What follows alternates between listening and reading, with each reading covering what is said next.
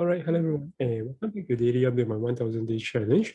So let's get things started as this day 358. So first and foremost, you'll notice the chart in terms of main trading house setup. So actually has a systematic kind of a trade trigger in terms of short sell. So actually break up above in terms of Bitcoin, so I took around $100 plus of loss, including some slippages and fees. All right, otherwise, looking in terms of the market structure or the update itself, on the weekly chart itself, you'll see that the US market definitely still looks to be really strong. In fact, we closed once again with a new all-time high, even on the weekly chart and also on the daily chart. So it seems to be doing really well on the Friday sell side of things. So, yeah. I think previously I did draw, so I was saying that this was potentially the extension that we're looking at. If we do this and we protract it outwards, yeah, so you can see that the 1:1 target is reached based on this consolidation pattern itself, where we reach a 1:1 kind of extension itself. So that's something to bear in mind. And you move into Nasdaq, similarly, same thing. Yeah, we still have a little bit more room in terms of a 1:1 extension over here based on the consolidation. And my personal take is that you can see that the Nasdaq-wise consolidation has been much nicer, and things is definitely still making an all-time high in that perspective. And finally, in terms for ASH and KWEB, that is where things looks a little bit more towards the bearish side of things. So for ASH, it still doesn't look that bad in the sense that we are still above the 50 simple moving average on the weekly chart. But for KWEB, like what everybody is understanding itself, with a very bearish break candlestick, you can see the volume picking up itself. So you can see a sell momentum is yet to reach a clear standoff. So there's very much potential that we could break this very strong support, in which case we could very much see a retest of this potential double bottom. Or potentially we could also find support in between, but it's very hard to say when that support will come in itself. So the reason why I say this is a very potential, very strong bottom is reason if you look from the top to the bottom is around a 60% drop. And generally a bear market itself, even for recession, a very strong sell-off, it generally reach between 60 to 70%. Of course, there are times when it reach 80 or 90%, but I'm saying that in terms of this, it's very unlikely to do so. And I would say 60% is a very good target to get.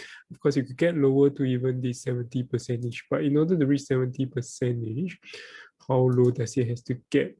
So it has to get around the $30 region itself. So that's definitely possible itself. You can see in the 2015 itself, it was around there. So we have really climbed quite significantly, if you say even from here. So we've climbed almost, 2 times since 2005. So there's like 6 years and we have doubled, or 4 times itself, or doubled itself. I would say 200% is doubled. Yeah, sorry.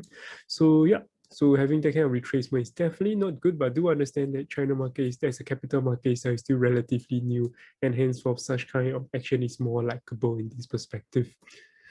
All right, and finally for Bitcoin itself, the weekly candle has yet to close, but we are seeing some sort of potential reversal, which is a very good sign.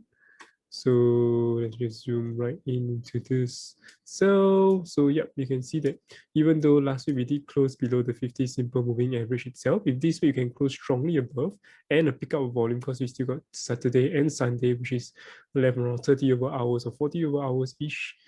Yeah, I think 30 over hours each, because I think more than 8 hours has passed. So meaning to say, if we do have a strong breakover and we could continue this momentum, then this would be somewhat like a bullish downward kind of a wedge itself. So we break towards the upside, we have a very strong bullish momentum toward the 40K mark and the 50K mark itself. So on the daily chart itself, what I do see is a very much key resistance to be taken off is the 50 simple moving average. Because bearing in mind that ever since we broke below it since the 11th of May, which is the start of May itself, we have never retested it just yet. So potentially this could be the first retest. So even if we do face some rejection itself, that's pretty much normal. But if we do break above and find support, that would be a very good sign. And if we do consolidate right below it, it's also a very good sign. But if we get a clear rejection and fall right to the bottom, then that will not be a good sign at all. So that will be how I interpret in terms of price action wise.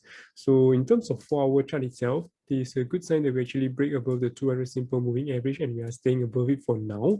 So if we can find some consolidation over here and break towards the upside, it's still a really good thing. So as long as consolidation and we break up towards the upside, then that'll be a good thing. And you can see that there was a strong break in terms of volume wise. So that's again a good sign for the bulls itself. So long-term hold, I'm still definitely holding it strong, but short-term hold wise, I'm staying clear in terms of a price action wise trading.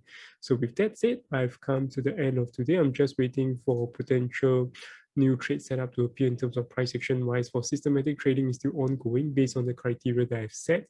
And yep, that's more or less about it. And I'll see you guys tomorrow. Take care. Bye-bye.